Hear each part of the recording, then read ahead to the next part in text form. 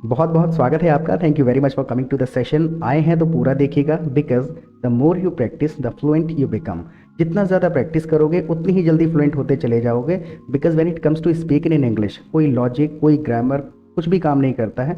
आपको पता ही होना चाहिए कि कौन सी सिचुएशन में सेंटेंस कहाँ से स्टार्ट होगा, कहाँ ख़त्म होगा और बीच में वर्ड्स कहाँ लगाए जाएंगे। Placement of the words is important. कोई ग्रामर की ज़रूरत नहीं है, क्योंकि ग्रामर हमेशा बेसिक ही चलता है।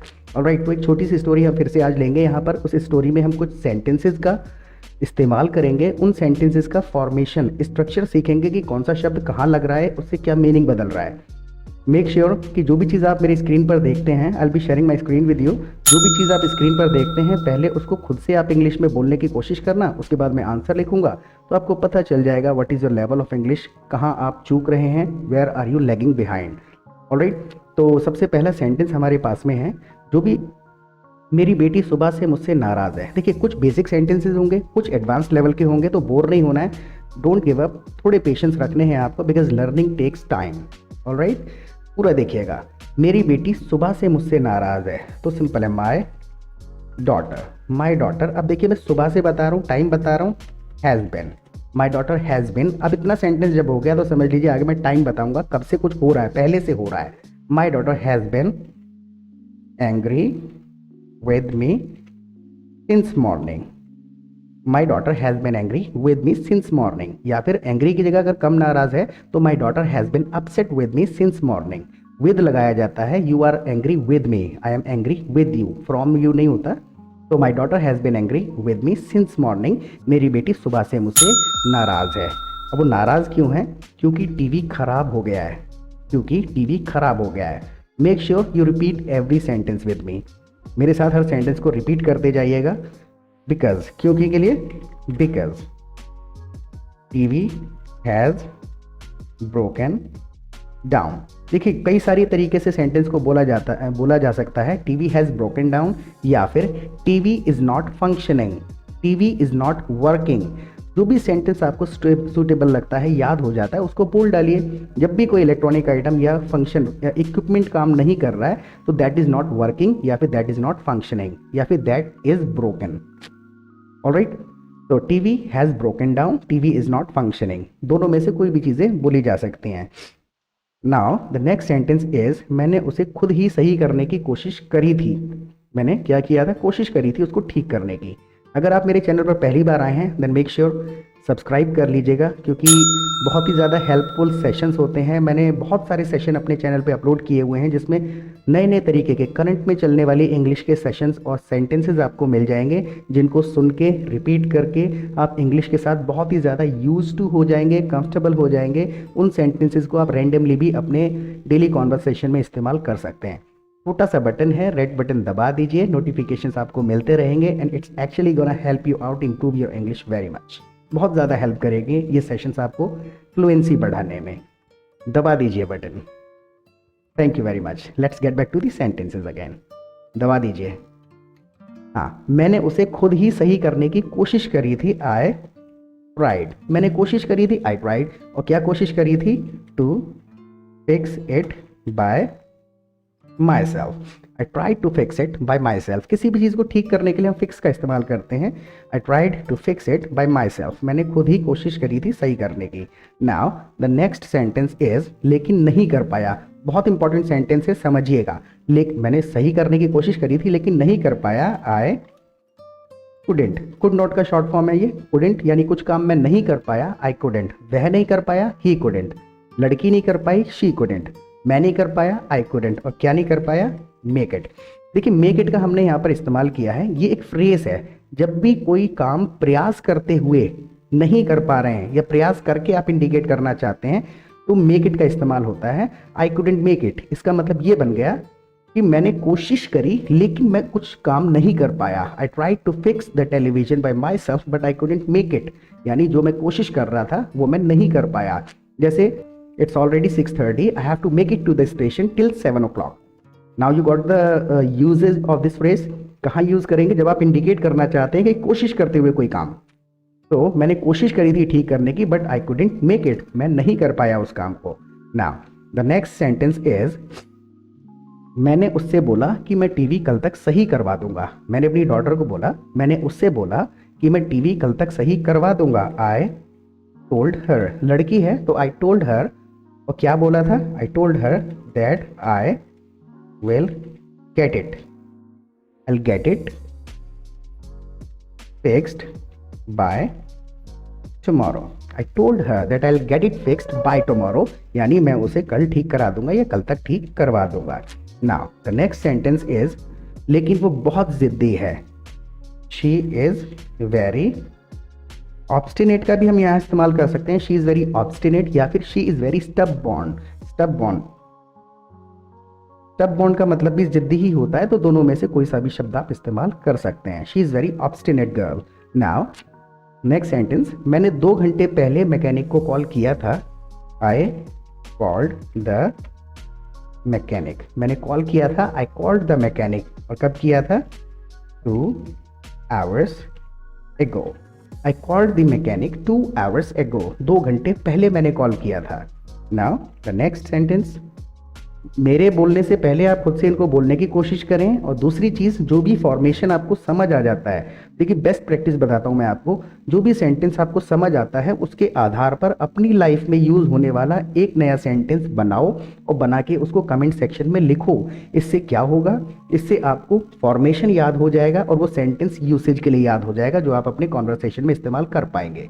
और आपके सेंटेंस में अगर कोई ग्रामेटिकली गलती होगी तो हम पूरी कोशिश करते हैं उसका करेक्शन, जो भी मिस्टेक होगी उसको ठीक करके हम कमेंट सेक्शन में रिप्लाई करने की कोशिश करते हैं। ऑलराइट, तो जो भी फॉर्मेशन समझ में आ रहा है उसके आधार पर सेंटेंसेस बनाने की कोशिश करनी है। लेकिन मैकेनिक अभी तक आया नहीं है, तो सिंपल है द मैकेनिक हैजेंट। देखिए हैज़ नॉट का शॉर्ट फॉर्म है, मैकेनिक नहीं आया है, मैकेनिक हैज़ नॉट या फिर मैकेनिक हैजेंट कम येट। नेगेटिव सेंटेंस में येट का इस्तेमाल होता है, जब भी कोई काम अभी तक नहीं हुआ है तो येट का इस्तेमाल होगा। मैकेनिक हैजंट कम येट, मैकेनिक नहीं आया है अभी तक। और आई होता तो आई हैवंट कम येट, मैं अभी तक नहीं आया हूँ। मैकेनिक हैजंट कम येट, अभी तक मैकेनिक नहीं आया है। नाउ दरअसल वह हमारा दूर का रिश्तेदार है। दरअसल के लिए हम यहाँ पर इस्तेमाल करेंगे actually. Actually he is our distant relative, he is our distant relative. Distant relative मतलब है दूर का रिश्तेदार, he is our distant relative. Now the next sentence is, उम्मीद करता हूं कि वो मेरे जाने से पहले यहां आ जाए। उम्मीद करता हूं कि वो मेरे जाने से पहले यहां आ जाए। आई होप, उम्मीद करता हूं, आई होप, क्या उम्मीद कर रहा हूं? That he comes here. Here, I hope that he comes here, उम्मीद करता हूं वो यहां आ जाए। बिफोर आई लीव, मेरे जाने से पहले। लीव का इस्तेमाल होता है, इट्स टाइम टू लीव, जाने का समय हो गया तो it's time to go. Translation करके समझ आ रहा है, चल सकता है, लेकिन जब भी आप कहीं जाने की, किसी जगह से जाने की बात करते हैं तो लीव का इस्तेमाल करना शुरू करें। I hope that he comes here before I leave, उम्मीद करता हूँ मेरे जाने से पहले वो आ जाए। आई hope he comes here before I leave. Now the next sentence, मुझे किसी भी तरीके से टीवी 7 बजे से पहले सही कराना है। कुछ भी करके, मुझे कैसे भी करके टीवी 7 बजे से पहले सही कराना होगा। आई विल हैव टू, मुझे करना होगा। I have to get it fixed, I have to get it fixed. Anyhow का हम यहाँ पर इस्तेमाल करते हैं, किसी भी तरीके से। I have to get it fixed anyhow, किसी भी तरीके से सही कराना होगा। इतने सेंटेंस का मीनिंग है I have to get it fixed anyhow, मुझे किसी भी तरीके से सही कराना होगा। और कब तक? Before it's 7। इतने से काम चल गया, क्योंकि समय की बात हो रही है। I have to get it fixed anyhow before it's 7 o'clock, before it's 7 PM, या फिर बिफोर इट्स 7। वो आपके ऊपर डिपेंड करेगा टाइम को कितने ज़्यादा डीपली आप बताना चाह रहे हैं। फॉर्मेशन ऑफ द सेंटेंस समझ में आना चाहिए। आप इस सेशन को कहाँ से देख रहे हैं प्लीज़ एक बार कमेंट सेक्शन में ज़रूर लिख दीजिएगा, जिससे हमें काफ़ी हेल्प मिलती है। हमें पता चल जाता है कि कहाँ कहाँ तक हमारा वीडियो जा रहा है और कौन से लैंग्वेजेस में हमको अपने सेशंस बनाने हैं। And how do you like the session, कितना यूजफुल रहा ये सेशन आपके लिए, कमेंट सेक्शन में ज़रूर बताना पूरा देखने के बाद। ऑलराइट, और सब्सक्राइब ना किया हो तो सब्सक्राइब कर लीजिएगा, क्योंकि उसका फेवरेट कार्टून 7 बजे आता है। क्योंकि उसका फेवरेट कार्टून 7 बजे आता है तो सिंपल है, बिकॉज हर इसलिए इस्तेमाल कर रहे हैं क्योंकि लड़की है, हर फेवरेट कार्टून, हर फेवरेट कार्टून स्टार्ट्स, शुरू होता है, आता है कि वर्ड फॉर वर्ड ट्रांसलेशन थोड़ी ना ढूंढेंगे, हर favourite cartoon starts at 7 PM, her favourite cartoon starts at 7 PM, उसका फेवरेट कार्टून 7 बजे स्टार्ट होता है। Now the next sentence is, वह एक भी एपिसोड मिस नहीं करती है। देखिए एम्फेसाइज करने के लिए इवन का इस्तेमाल होगा, शी डजंट, शी डजंट यानी शी डज नॉट, वो नहीं करती है, क्या नहीं करती है, मिस, यहां पर इवन का इस्तेमाल करेंगे, मिस इवन है single episode, she doesn't miss even a single episode, even हम एम्फेसाइज करने के लिए यूज कर लेते हैं।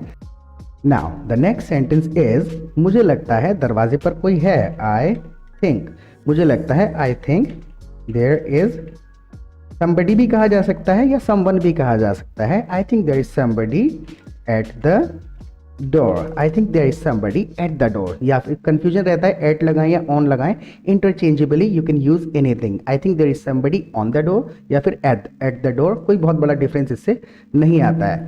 Now the next sentence is, उम्मीद करता हूं कि ये मैकेनिक ही हो जिसका मैं इंतजार कर रहा हूं, तो सिंपल है, आई होप, उम्मीद करता हूं he is the mechanic, I hope he is the mechanic, यहां पर whom का इस्तेमाल करेंगे, whom I have been waiting for. अब देखिए यहाँ पर इस चीज़ का फॉर्मेशन और इसको बेस्ट तरीका यही है कि 2-3 बार रिपीट करो, आपको खुद समझ में आ जाएगा कौन सा वर्ड कहाँ लगाए, क्यों लगाए। आई hope he is the mechanic, door पे कौन है, आई hope he is the mechanic whom I have been waiting for, have been waiting for से मैंने इंडिकेट कर दिया, जैसा कि स्टोरी में आपको पता चल रहा है कि मैं पहले से इंतजार कर रहा हूँ मैकेनिक का। आई hope he is the mechanic whom I have been waiting for, जिसका मैं पहले से इंतजार कर रहा हूँ। Now the next sentence is, मुझे जाके दरवाज़ा खोलना है, I have to answer the door, I have to answer the door। मैं इसका यूसेज बताता हूँ, आंसर में और ओपन में क्या फ़र्क है। सपोज आप अपने घर में हैं, आप एक रूम से दूसरे रूम में जा रहे हैं, you can open the door, आप नॉर्मली न्यूट्रली आप ओपन कर रहे हैं, लेकिन जब कोई नॉक कर रहा है, इट मीन्स क्वेश्चन टाइप है ना, आपको उसको रिप्लाई करना है, तो you have to answer the door. तो अप्रोप्रिएट अगर बोलना चाहते हैं तो जब किसी के नॉक करने पे आप दरवाज़ा खोलने जा रहे हैं, then you are going to answer the door, so I have to answer the door. And तब तक आपको क्या करना है, तब तक प्रैक्टिस करते रहो। देखिए इसको थोड़ा सा समझने की कोशिश करनी है। In the meantime, in the meantime यानी जब तक मैं अपना काम निपटा रहा हूँ, in the meantime you keep practicing, in the meantime you keep practicing, in the meantime का इस्तेमाल, आई होप यू अंडरस्टूड। तो कैसा रहा ये सेशन, कितना आपको समझ में आया, यूज़फुल था या नहीं था, please write the feedback in the comment section, काफ़ी ज़्यादा हमको हेल्प मिलती है।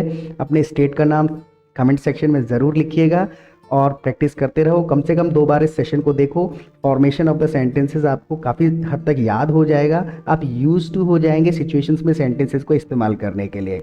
कल नए सेशन के साथ मिलते हैं, टिल देन बाय बाय।